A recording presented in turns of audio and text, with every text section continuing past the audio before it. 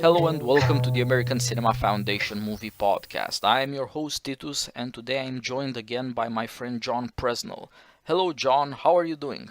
I'm doing very well, Titus. I'm glad to be here. Today we're talking about Jaws, Yes. 1975. So we'll get to talk a bit about the 70s, and we have to remind our audience that this is one of the original blockbusters, a massively successful movie, 4 Oscar nominations and 3 victories, a genre picture that got a Best Picture nomination. Maybe the Academy recognized some of the greatness we want to outline in this discussion. And everything is happening in anticipation of the bicentennial of the Declaration. The American second century is over. And it's the mid-70s, so it's a crazy age. So maybe this is where we should start. It's a scary movie, there's a monster, there's horror, there's evil you have to deal with. How could that happen in America in the 70s? Why aren't things better and more peaceful? Yes, so in the 70s, obviously we're coming out of Vietnam. 75 is the famous pictures of the helicopters taking off the embassy in Saigon. And of course, we're just after Watergate. And whatever the 60s revolutions that were supposed to transform society have failed. And of course, we also have great economic troubles and the oil shortages and the gas lines and all the kinds of problems in the economy heading towards stagflation. Right here on the eve of the bicentennial, where we're celebrating 200 years of liberty and the American government and self-government. So this movie reflects a certain unease. The 70s in general, in particular 70s cinema, reflects this. Here we've been for 200 years, and yet we're stuck with these immense problems in the economy, and we're still in the Cold War, and there's a crime wave, and ordinary lives of Americans are not looking so great, and the prospects don't look good. So that's part of the problem. Things that could have been dealt with at a political level weren't, like the fact that liberals hated Nixon, and that Nixon had a lot of sins and some crimes to his name. They metamorphosed into national crisis that shook everybody's confidence in both the nation and the office, and liberals were as guilty of it as everybody else. And so with all these other crises that instead of getting solved, get worse. The crime waves are getting worse, and all of a sudden now you have to deal with the evil of serial killers shocking people. And at the same time, some of these big cities are going bankrupt, like New York City. And you think this is not progress anymore. This is hurting real people, not just a bunch of ideologues or a bunch of activists, or one party wins, the other loses. It's a bummer. It's hurting the people. So there is an atmosphere of anxiety that somehow has to be dealt with. And at the same time, as we see in the movie, this is quite revealing about the character of America, about where leadership, heroism, manliness stand in America, about citizenship and deliberation in a community, about cities and escaping the cities, twin American passions. And I started thinking about this movie because of you. I remember reading some thoughts you had, I think, after the election. You pointed out, and we will try to argue, that the madman shark hunter World War II veteran in the movie, played by Robert Shaw with gusto, Quint, he's not a nice guy, but he's a necessary guy. In a time of crisis, when people are losing their minds, you're going to have to face the ugly stuff. So here we have these crises that seem to be ongoing, and nothing or no one seems to be able to stand up to do anything about them. So here we see in this movie the town of Amity, and then we have this guy Quint, and he is, as we're told later in the movie, certifiable. He's an outsider, he's obsessive, he's a madman. And here we are in this crisis, and nobody seems to know what to do, and yet he steps in somehow, or he's the last resort that even the community has to turn towards, as at least a part of the source of their salvation. And, in the 1970s, you see this destruction of any attempt of individuals who could stand up here. You mentioned the serial killers. We just walk down the street and we don't know if we're going to be dead. And this is a line straight out of Jaws where Chief Brody, he says, in New York, we're all just sitting ducks and nobody seems to be able to do anything about it. And so it's interesting that this film shows at least one man and the characteristics that he has is somehow being able to provide, in part at least, what is needed, even though he's presented as a madman. Yeah, and his madness consists in two parts. One of it is he really is crazy. The other one, however, is that he just looks crazy to people who don't want to face up to evil. That's right. And so he's not sufficient to deal with the drama or the problem, but he's irreplaceable. And that's a lesson that's just part of American life. And learning it again and again seems to be a necessity of American life as well. He is the anti-Carter. He's not That's gonna right. try to hold your hand and promise you he'll never lie to you and be a nice guy. Or even afford. The constitutional nightmare has been concluded. I forget the exact language he said. Yes. But we'll just pardon Nixon, and now I'm president, and we can move on. Well, Quint's got something to say about that, and circumstances will have something to say about that, regardless of our speech and our intentions. So Quint is always in the shadows there. Yes, but of course we have to work our way to him. Quint dominates the second half of the movie. That's right. As you put it, that's Men at Sea. But the first part is the city of Amity and America on land. Here, he is almost invisible. In fact, all these three men who are at the center of the plot, this great, manly, crazy guy, Quint, Chief Brody, played by Roy Scheider, the quintessential American leader, responsible to the people and tied up to them, but at the same time somehow out of place and not really at home with them. And third, the Richard Dreyfuss character, who is a scientist, a marine biologist.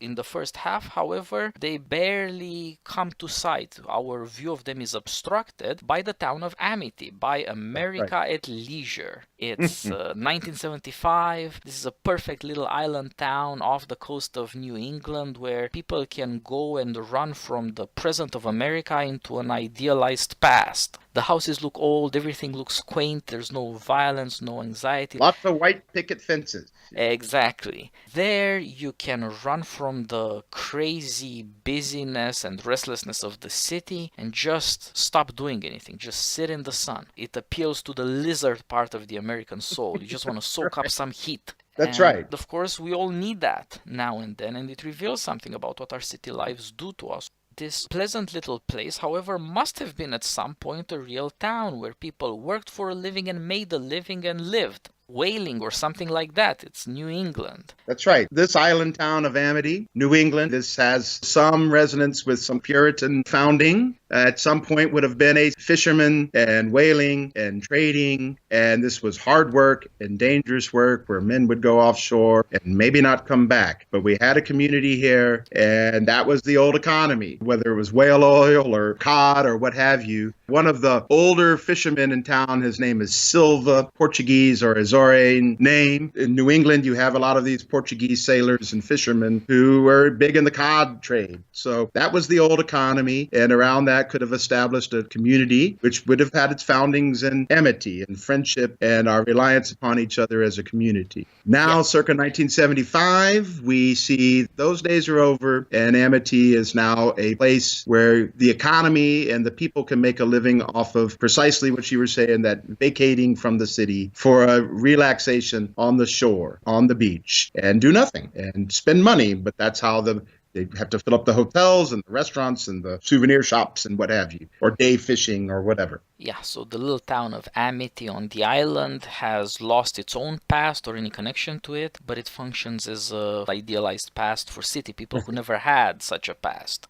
But they need it. They need some kind of relaxation and some escape from an age and an anxiety that they can't deal with.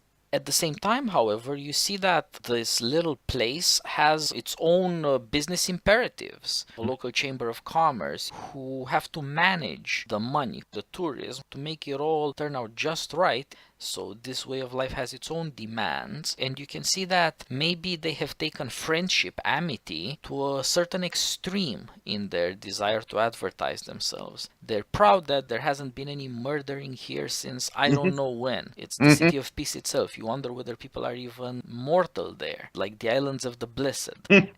And you see throughout the stories that people have sold themselves so much on this idea of peace and no danger and no evil, evil because they have to sell themselves if they're going to sell the rest of America on it. They certainly sold Chief Brody on it. He That's used right. to be a cop in New York City up until the wife decided that they had kids and they needed a future, even one in the past. It's better than the crazy city. So now he's chief. He enforces the law in a town where apparently there is no need for laws or their That's right. enforcement. As you put it, Chief Brody says, in the city we're all just sitting ducks. It's such a big place with such big problems that no individual can really be human. Amity is built on a human scale. That's right. But a New whole York- half in New of York- humanity has been exterminated by incessant goodness. The dark passions of the soul can find no expression here. That does introduce the character Brody, so his motivations to go to Amity. He's not a New Englander. He has to practice his accent in one of the first scenes, yad and ka. His wife still says, well, you still sound like a New Yorker.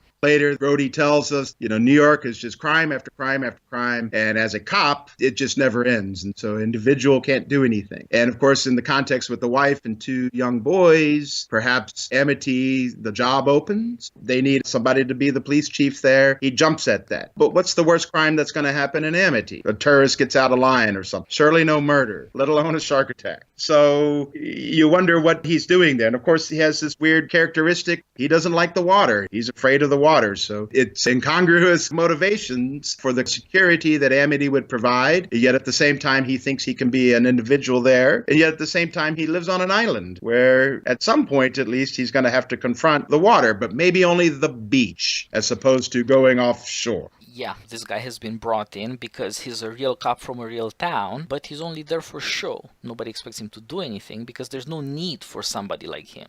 He just has to put on a show of security in this little paradise. And as you put it, he himself just doesn't fit here. He's making his home there, but the locals don't want him there exactly. No. He's not one of them, and he's never gonna be one of them. But even more so, what would it mean for them to accept that they need this policeman who comes from a city where evil is real and can strike at any moment?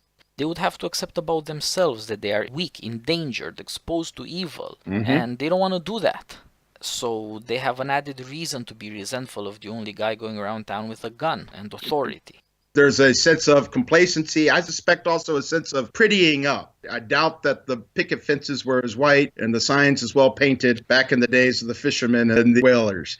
But so now it's prettified up. And on the beach, what's the worst that's going to happen? A sunburn. And it's an in-between space between the sea and the land. And so Brody, this landlubber, is perfectly fine. But of course, now he has nothing to do.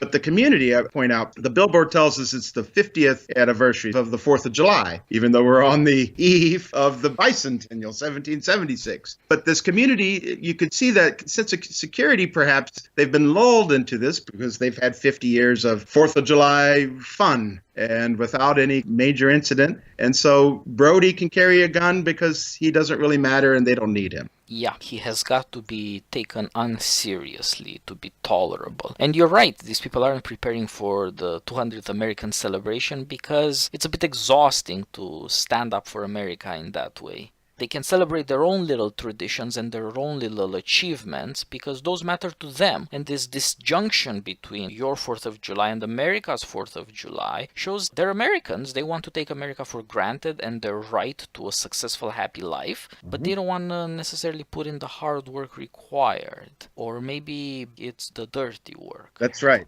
Who, circa 1975, Amity, thinking about it, would pledge their lives, their fortunes, their sacred honor with any real intent. Their tradition brings in money to the town. It brings in tourists. They're proud of that, and they should be proud of it. They've created a nice little New England community here, and people enjoy this. But they have been lulled into a sense that nothing bad, therefore, could happen. This can continue, despite the fact that I'm sure they can watch television like anyone else and see the crime in the cities, see the economic downturn, see Vietnam, see various kinds of violence going on in the cities. You're right. Amity's an escape from that. Yeah, somehow Amity is not part of the news cycle and it's not part of history, therefore, either. It's a little bit of America frozen in time, but which soon learns to deal with being American. This starts out with kids and a bit of excess and a bit of crazy things at night. A girl making eyes at a guy, they're trying to go skinny dipping, and then a shark eats her. This was not rare in 70s horror. The young, careless Americans are going to buy it, but it's not supposed to be any puritanism or moral criticism. It's only supposed to point out that these kids live in a charmed circle made by their parents, but their parents can't protect them anymore. That's correct. It's Chief Brody, who's not one of the locals, who sees what's left of this dead girl and sets in motion this investigation, and at every step is met with people who don't really want to take it seriously. That's want right. to deny that there was any evil there. Sure, death happened, but let's just say a boat propeller did it, as though that doesn't raise any questions about how you end up dead by boat propeller. Well, so much so, the medical examiner types in shark attack. So that's the first designation of this young girl's death. Immediately, Brody goes into action. He's going to do what needs to be done. He says, "Where are the beach closed signs?" And everybody's response is, "What? What are you talking about? We don't have signs that say beach closed." So he goes, one man, to the hardware store to get the signs. But it's later that he's pressured by the mayor, the editor, and the medical examiner himself turns tail immediately and says, "Well, boat propeller. This surely couldn't be a shark attack." Yeah, there you see that when the authorities in the town are forced to deal with something terrible, who's going to stand up for this woman's dignity in death by finding out what happened to her and doing justice? We're not going to deal with that, because publishing this ugly truth is bad for business. That's right.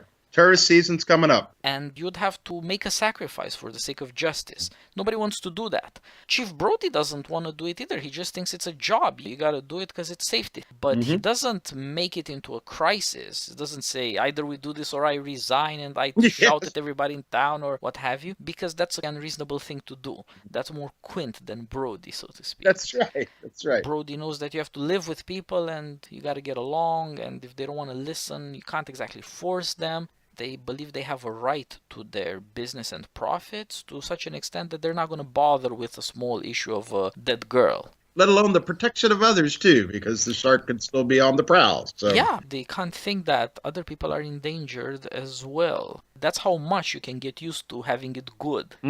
For sure. You end up insisting on one thing alone, and that is not to be bothered. Not to have to face the question of evil if it should emerge. And if it stares you in the face, apparently you can blink. It's strange how mundane all the presentation is and how everyday everything looks there when it's broaching this enormous question. But it begins to show you that no more than we, the audience, are they, the population of Amity, ready to face this squarely. That's right. It requires, at least for the beginnings of an action, a second victim. And Brody, who is acquiesced in this, but is incredibly nervous, he won't let his sons even play on the pier with their new boat. But the beach opens, and he sits on the beach in his little beach chair, totally on edge.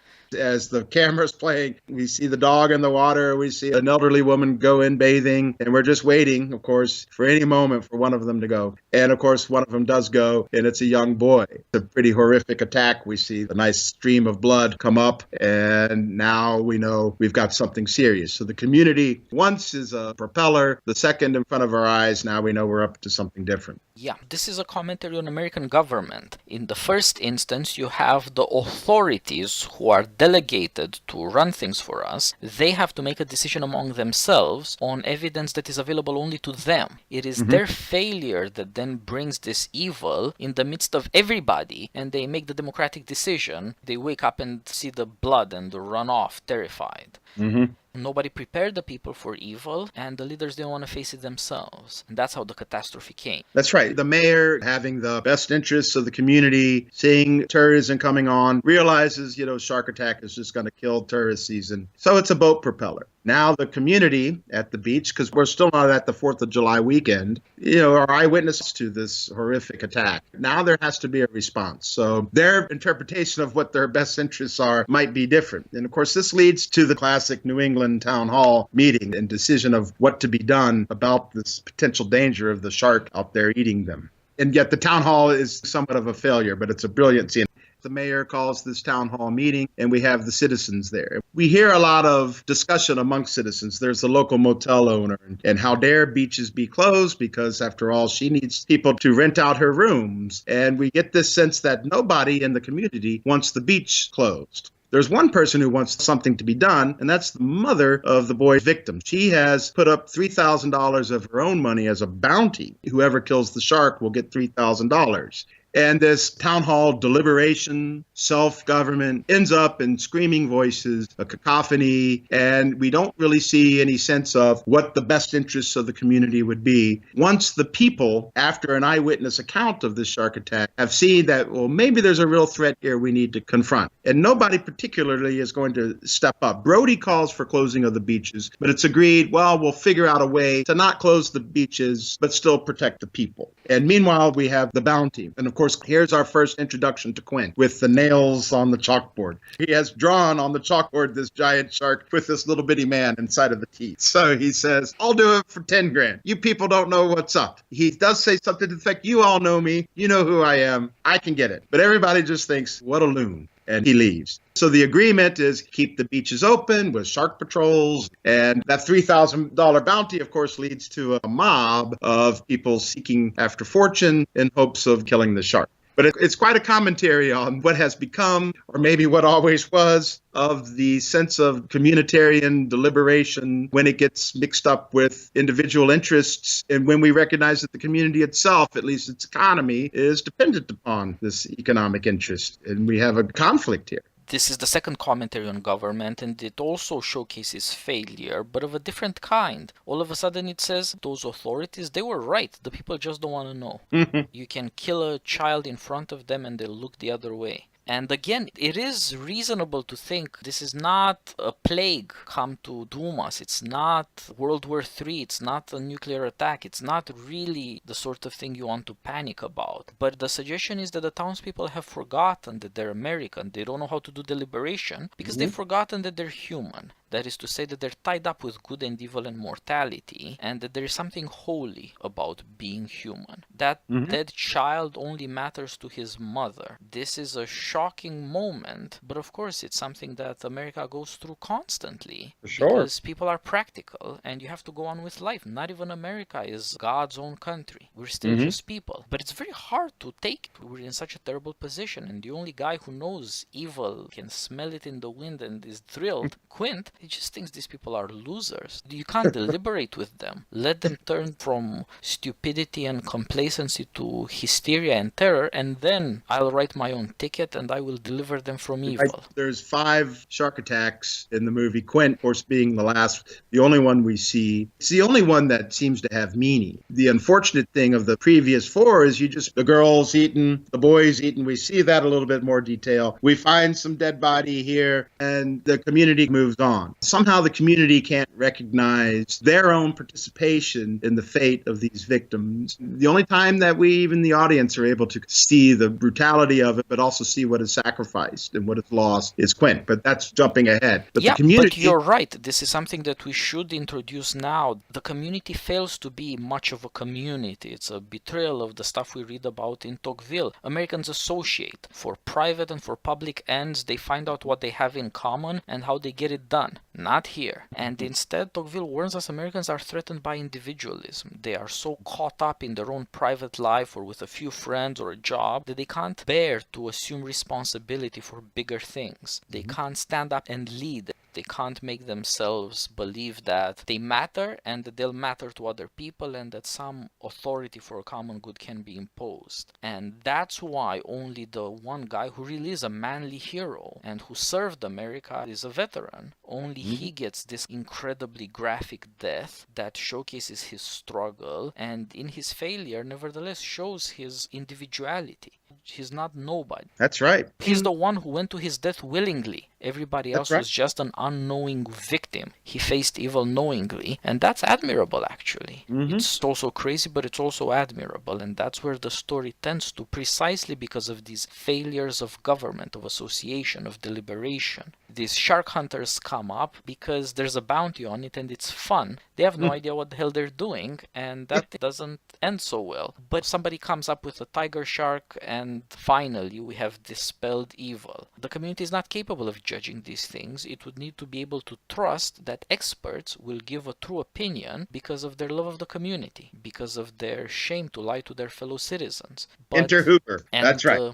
This introduces us to finally an expert that Americans can trust. Why? Because he's Mr. Science, and science is disinterested. We know that we ourselves are such partisans of our menial self-interest that we can't trust each other. We always speak in principles and in big professions of faith, but we also know that we're not really that principled. We would compromise. And so you gotta find some neutral authority that you wouldn't be ashamed of and that wouldn't humiliate you by saying, I am more man than you. So you come up with this scientist who's an expert on sharks that nobody could possibly be impressed with, much less scared of, because it's Richard Dreyfuss. It's Richard Dreyfuss, exactly. Playing his Richard Dreyfuss-ness as he does it, with that laugh and that giggle. But he brings, of course, the expert knowledge. He understands these beings. We learn he has this lifelong fascination with them from a childhood experience where a shark ate his own boat. But he's devoted his life to studying them. He's from the outside, and we're not really sure exactly where he's from. He's independently wealthy, so he's been able to pay for his own marine biological and oceanographic education out of his own personal family wealth. But he's called upon from something like Woods Hole Institute in Massachusetts to assist in dealing with this predator. He's not threatening, yet he can present the case in a way that won't touch upon my particular interest if I were, say, a motel owner in Amity. What do? We have a problem. We have to turn to the neutral experts. Let's get the facts. In the line of the facts, then we can have a more informed deliberation. And this surely will lead us to the proper decision that will effectively deal with the problem confronting us. So he's introduced in that way, at least. Right? Yes, and so you can see how this might lead to a future where we avoid politics and just defer to bureaucrats and experts. Mm-hmm. And that is part of America's future, unfortunately, because we won't deal with our own problems. But it also makes a mockery of what people really are and what they could know. They hope they can be delivered from a crisis without having to put anything on the line themselves. They don't even want to be involved in decisions. That's why you need a detached expert, because otherwise you'd have to use your judgment. This guy is, for that reason, an interesting character. He wouldn't fit in America otherwise. He's a scientist and independently wealthy, two signs of a strange aristocratic character. Right. He's not interested in these people or their lives. He's never been there and he's never coming back. It's not personal in any way to him. He cares more about sharks than people. Well, remember, he's just there for a brief period because he's got some gig down in Australia studying whatever marine biology. And by no stretch of the imagination is he a bad guy. But he's not going to be your hero because he doesn't care about you. That's right. And that reveals in a way in which maybe only Richard Dreyfuss can reveal that the authority of science includes no goodness for you. That's right. So if you think of our three major characters in relationship to the town, Sheriff Brody is from the outside and he's brought to the inside, but just somebody there to signify law and order where we don't need law and order. And then, of course, we have Hooper, who's from the outside. But where is Hooper at any place? He's always at sea. He doesn't come from anywhere. He comes from the neutral language of science with its Latin terms. And then, of course, we have Quint, and he's a local, but he's excluded from the community. The community can't seem to make up its mind what to do. It does know it wants to keep its own interest, but it doesn't seem to connect itself in any way to these shark attacks. Hence, it's left to these three characters, perhaps in spite of the community, whatever it is they each individually bring to it to somehow master and conquer this threat. Yep, you could say that the last two notes on community are, on the one hand, just like you have these thrill-seeking shark hunters who think that they're just the boys to do it, you have these kids who pull a prank by pretending to be a shark in the water to terrify everybody, because that's how we raise children. They think this is funny. They don't understand that evil is real. They just realize that it scares us, and they have their resentments against us, the adults, and so they think this is a smart thing to do. It's their own little revenge on us. The disruptions in the community begin with with kids from the karate club destroying some guy's fence. They're karate chopping it. Then we have, of course, the vandalism of the Amity poster with the girl on the raft who have added the shark fin, and she has the caption, "Oh my God, a shark." And then we have the kids who pretend to be the shark. So we have this mischief. That's what Brody's brought in to deal with. He's not brought in to deal with the shark. And Brody does step up. His action immediately is, let's close the damn beach. But the community can't do that. That outsiderness of his, perhaps understanding real evil from his time in New York. And of course, Quint, he knows from the get-go what needs to be done. And Hooper, he does not see the shark in many respects as evil, as a scientist would not see it as evil. Yeah. It's rather an eating machine. The one night they go looking for the shark, they find the sinking boat, and Hooper thinks, you know what, I'll get into my scuba gear and just go underwater there, see what happens. Brody thinks this is crazy because that shark's going to come eat you up. Even after he says they like to hunt at night. But he's got the lights on his boat, so that will scare the shark. His technology. The boat is straight out. That is a childish fantasy. Yeah. And of course, in some sense, he's right. Come on, it's a 1 in a million chance at best. Right. But things are a bit different now. And then that scene reveals how silly Hooper himself is. He gets underwater, he sees there's a hole in the boat side, he finds a shark tooth there. He later says it's the size of a shot glass. Yeah, right. That should give you a sense of the great danger they're supposed to deal with. But then a corpse pops out of the ship side, and he's so scared he drops both the tooth and his flashlight, and he swims off to safety. It turns out he had never considered that life and death are involved in this. It was just a bit of curiosity for him. Now he's beginning to be more serious. Of course, the other thing that happens in town before we set off to sea is that in the little pond where the old people are supposed to swim, where we're all protected from the sea, the shark gets in and kills somebody. That's right. At that point, people are finally willing to admit that there's evil in this world and they're not in control. Up till now, they thought either it's not real or we're in control of it. It's important, as you pointed out, that the only people who are willing to talk about evil are the kids who have no idea what it is. Yeah. At some level, the adults know what it is, and that's why they're hiding. That's why they're pretending that they can be in control of things. That defamation of the billboard, you have this great argument between Hooper, the scientist, and Brody, the chief, and the mayor, and argument is the wrong term. It is a screaming at each other where nobody's listening to anything. And I even was watching it with the subtitles to see if I could figure out what the hell either of them were saying, and none of them make any sense. And yet behind them all is this Finn going to eat this girl on her raft. So those children are quite aware exactly what's at stake, and the adults scream at each other. I mean, these scenes are hilarious, and they're also astute about what's going on here. And this leads us to the second half, to the men at sea. Will they or nill they have to deal with this. They recruit Quint, and they see where it is that Quint lives. Among the shark teeth and skulls and all these things that you aptly call the reliquary, the death and the dying and the killing and the evil of nature are a living presence for him, just as much as they have been wiped out from the rest of the city. It's like a cemetery. Yeah, that's right. Yes. This is his temple. This is his reminder of evil. But this is a man who has obsessed for however many years of shark hunting. He is skilled, and yet he has this jaunty, yet crude, salty seaman's language, and he makes his own hooch. He boils shark's teeth, and he's the man that the town now has to turn to, whom just before we saw them as thinking him as a madman. Yep, he turns out to have the expertise and the willingness and the boat needed to kill sharks, and he wants to go it alone because he has nothing but contempt for everybody else. Nevertheless, it's a deal with the town, and so Chief Brody insists on being part of the expedition, and the scientist is along for the ride as well. Now, it's pretty clear that the scientist has no idea what he's getting into, but he does come prepared as best he can, whereas Chief Brody does it because he feels personally responsible. He knows as well as we know that it wasn't his fault that all these other people got killed because he wanted to do the right thing, but he still feels responsible.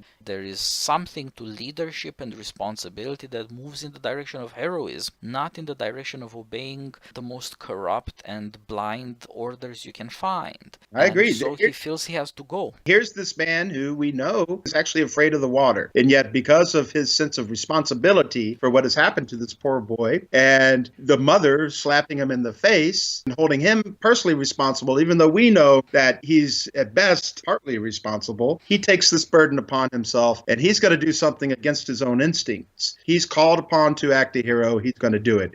And he himself finds Quint. Quint is a hard person to get to know, let alone get to like, but he's going to do it. You know, Hooper does bring one thing, the scientist, to the Richard Dreyfuss character, where obviously all his experience at sea, he knows how to tie knots. So he has a certain technical skill, and he knows how to sail. Of course, America's Cup, yachting, yacht racing. So Brody has this sense of responsibility, and now we see a mustering up of individual courage, even to leave his family behind and maybe not come back. Hooper has not courage, but a technical know-how. And of course, Quint doesn't want anything to do with Hooper, but he'll take him once he ties a knot. So we've got these three guys together, but it's Quint's boat, and he insists that he is captain. Yep, so unlike in the city here, you see virtues, knowledge, and hierarchy all outlined because now they have a common purpose and they can act.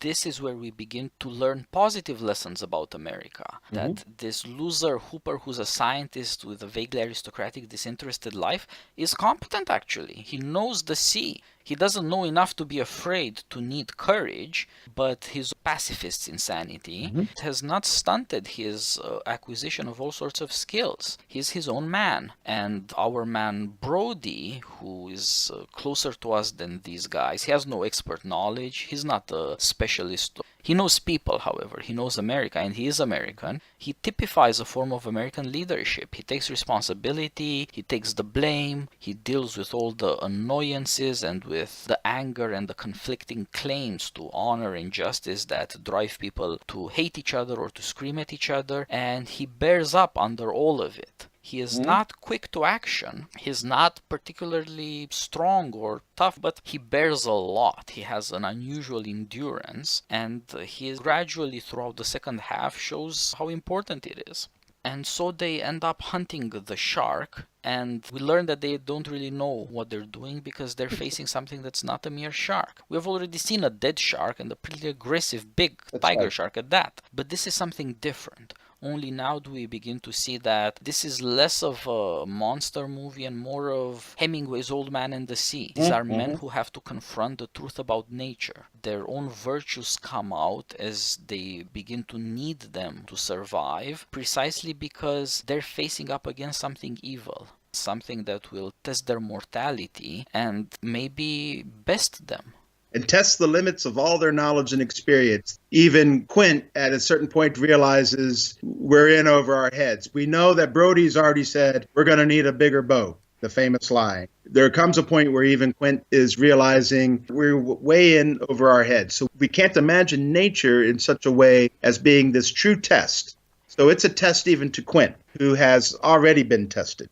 So they're going to have to pull out certain resources within themselves and between each other that even Quint probably doesn't realize he ever had. In a way, there's a certain tragic trajectory to Quint's story, or necessity of when we see him finally just gruesomely eaten by this shark. This is beyond their imaginings. Yeah, Quint is a tragic hero. He ends up with his own grand death, and he's memorable. You see here a man running up against his limits and doing it, trying to stand up for being a man as such. So also Hooper is a sort of a comic hero. In a strange way, his cowardice sees him through.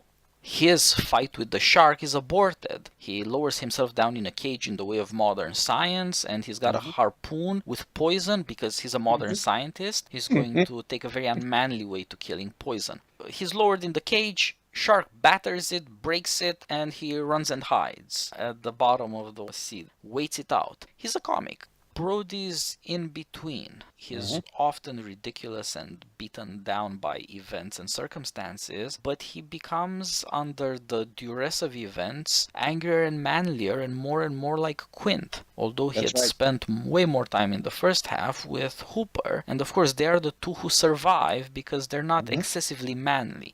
Not so manly as to self-destruct. These three men are also arranged in some way in relationship to knowledge. Hooper has universal knowledge. He's a scientist, and that's why he takes such a detached attitude. At some level, he's tempted by the speculative approach, and he doesn't realize that death is real and sharks will kill you, even though he has his own scars to show. That's right. He's not lived in academia. He knows the sea, but he never took it seriously. And at the extreme of the universal is Quint, who has a very particular knowledge of shark hunting. He has expertise and skills, but he never thinks about these things. He doesn't have any tendency to speculate. He has no interest in talking about it either, no tendency to generalize. Brody, the chief, is caught in between. He has no knowledge of anything except people and, of course, the law, but he is more human because he is not pushed in either direction to the extreme of being a great hunter or a great scientist. And it seems to be that that's why he, who knows least about the sea, is best able to kill the shark in the end. Well, remember, you have to tie up to being human very, very seriously to face up to evil. He kills the shark with Quint's gun, but with Hooper's oxygen tank in the mouth. And so these two things, but it's Brody who has to somehow marry them, but at the sacrifice of Quint. Yes, and of that's course, very well put. And on this voyage, we begin to see, despite Quint's saltiness and gruffness, developing a friendship as well. So amity is friendship, but we begin to see a possible friendship between these three distinct characters when they have that wonderful scene, as you mentioned, of showing their scars from various adventures. In Quint, now we know his story of being part of the USS Indianapolis. They were delivering parts of the bomb for dropping on Hiroshima, so it was all top secret. And as they were sailing away, they get torpedoed by a Japanese boat. Thousands of sailors into the ocean, and they are devoured by sharks. Hundreds of them killed. Quint is an Ahab character who has spent 30 years obsessing on this event as the natural enemy of these sharks. His boat, of course, is named the Orca. This is not necessarily subtle, but that scene is extraordinary, where not only do we learn about Quint's past, but we see these three distinctive types can actually develop a certain bond, a bond through their experiences, showing their scars. There's a scene where Roy Scheider, Brody lifts his shirt up to show a bullet wound. So it's interesting that amity, at least we see a certain kind of a camaraderie amongst men with no women, and being manly and confronting this nature that none of them, even Quint, cannot quite imagine.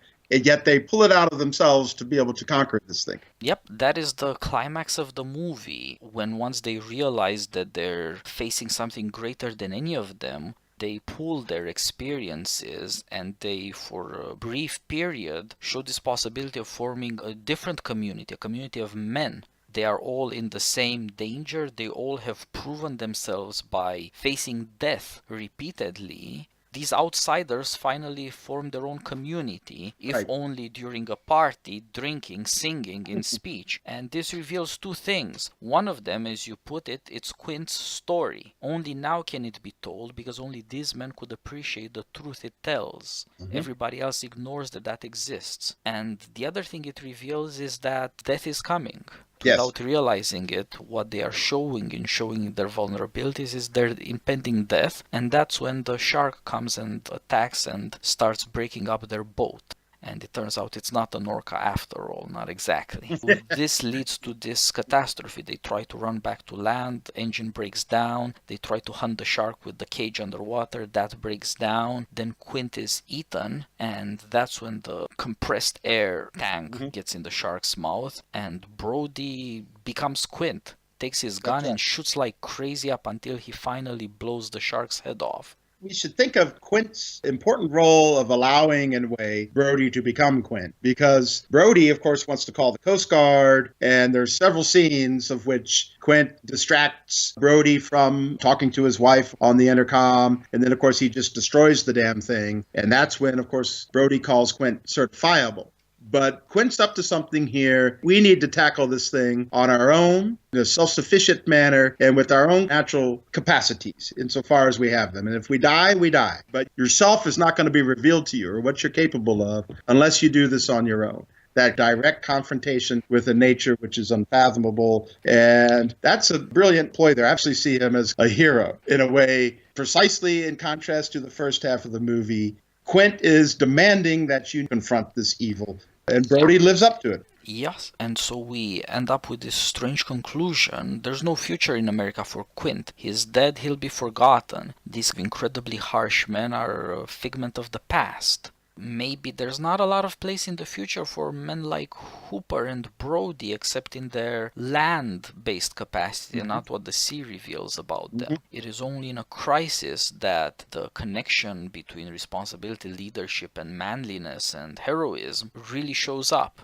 Otherwise, it's something that cannot be part of civil life and therefore cannot be part of the self-knowledge of men, whatever their achievements might be.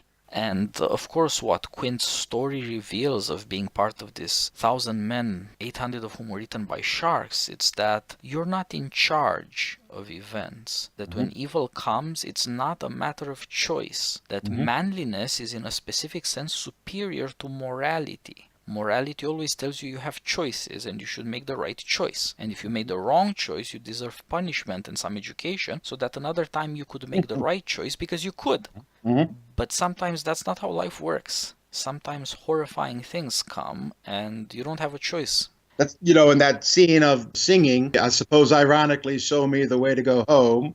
So we have this abstracted scientist who ultimately swims to the bottom of the sea to avoid the danger because he can't confront the reality of death and of evil. And then, of course, we have the exemplar of manliness in Quint. And, of course, then we have Brody. So we have this triad here, which together are able to defeat the shark, but through the sacrifice of the manly one. As they swim to shore, now we just have Hooper and Brody, and they slowly swim to shore. And then as the final credits, we see this long shot with these little bitty people. So somehow Quint will be forgotten. It's a sacrifice, but maybe it's not going to find itself present again. These two little guys, whatever it is they have to author in tandem to each other, science and government, some kind of progressive notion to be able to manage that. Now without Quint, this is going to be of an insignificance. And I suppose next crisis, who knows what's going to happen. Yep, and so with Quint you see that manliness goes crazy in confronting evil because it might just not be enough. Maybe your orca isn't a real orca, and maybe a cruiser like the USS Indianapolis is vulnerable too. You're never sufficient because you're not truly self-sufficient. But like in the Westerns, this manliness is absolutely necessary, and no future where things get civilized is possible without it.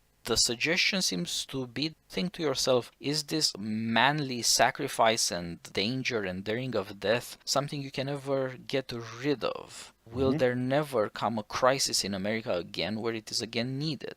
Will it be enough to have law enforcement and scientists and they'll fix the country for us? What if they don't? It's kind of the Western print the legend, and the legend seems to be sufficient. It surely is more in comportment with the attitude of the community, which has completely ostracized or kept outside whatever Quint had been all these years as just a kook and a crazy man. So you print the legend, but that legend is insignificant in the light of what might be needed, what Quint and his manliness represents, especially in a time of crisis. And you wonder that manliness, I suppose, you could see it in a very juvenile form in juvenile delinquency of the boys of the town who are able to see what's going on. So this is not something that is unnatural. But it seems as if the marriage of Brody and Hooper presents itself as being self-sufficient. And it needs that Quint element, but that it's a sacrifice. And that's what the community is not willing to do. Yeah, exactly. It still is the case that horrifying violence claims American lives and we wonder what do we need to do. And it still is the case that we go to movies about catastrophes and about real evil because we know that at some level it's still in our hearts and it's still part of the world. We have not overcome it. Progress isn't that progressive, and sometimes it's even bad because it blinds us to the truth about our nature and therefore about what we truly need.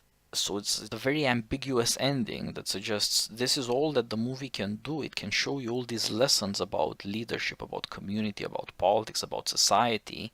It can teach you that Americans have this way of working out, that everybody wants to do whatever he wants. Don't tread on me, don't you tell me what to do, up until a horror starts and everybody clamors for somebody to get something done. Do something, yes.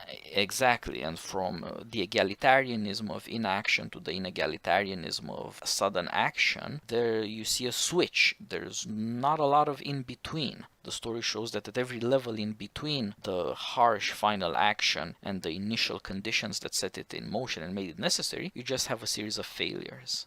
That's of course some kind of lesson, but that's all that the movie can really do. That's right. It can't provide any resolution, but it can surely show, if we're attentive to it, it's an immensely entertaining movie. The early Spielberg is quite an entertaining and effective director, and it's brilliant, and it's a blockbuster. So you go to get entertained and you go to get thrilled. But you think about it, and you begin to place some of these things together, and the movie forces us to reflect upon that which we cannot control, but which is within ourselves, and that includes, of course, evil and our necessity to be able to confront that and what that requires. That's what makes for movies that are worthwhile. They touch to an extent on greatness. Even if it is a blockbuster or just a B picture, it's a monster picture, it at the same time is a reflection on why is it that we are thrilled? Why do we believe in dangers and heroes? It reveals American character, it reveals American society and American government, and it's therefore something worth reflecting on.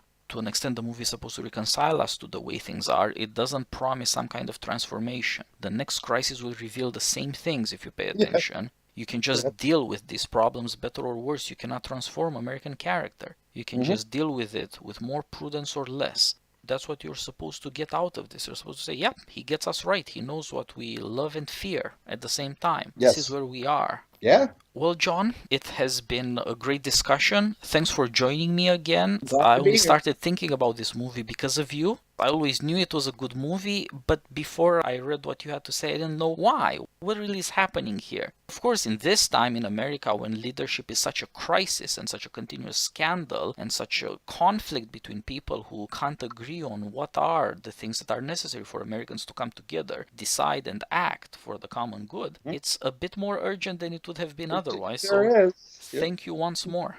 Thank you. Glad to be here. And of course, we should tell our audience our next project is another 70s movies that's supposed to reveal something about chaos in America. Martin Scorsese's Taxi Driver.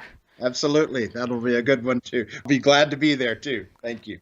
It's always a pleasure to talk to you, John. We owe you so much for your mastery of 70s cinema. Yeah. Let's do this again soon. Okay. See you soon. Bye-bye. Bye-bye.